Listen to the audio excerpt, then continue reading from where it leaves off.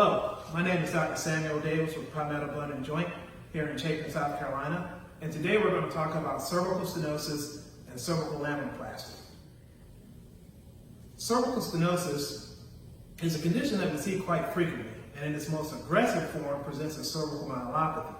Now, cervical myelopathy is a condition that leads to progressive neurologic decline and decline in neurologic function.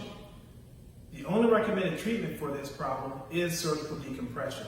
Now, the traditional techniques such as anterior cervical discectomy and fusion, as well as posterior laminectomy and fusion, are quite effective. However, due to their inherent fusion nature, they impart some stiffness to the spine. There is, however, a procedure that allows for a great decompression of the cervical spinal cord, but allows for sparing of that motion, and that procedure is called a cervical laminoplasty. So in a cervical laminoplasty, what we do is hinge the lamina sort of like you do a door, and we open it up on one side, enlarging the spinal canal and thereby allowing for an indirect decompression of that spinal cord. I've found that this procedure, because it spares motion, allows for a quicker patient recovery and return to function, which we're all looking for.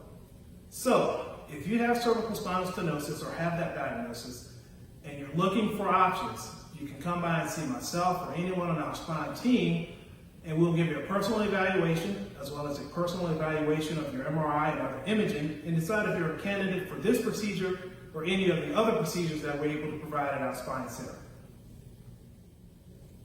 Cervical laminoplasty, just another example of how Palmetto Bone Joint is providing leading edge and cutting edge technology in spinal care for the patients of the Midlands and all of South Carolina.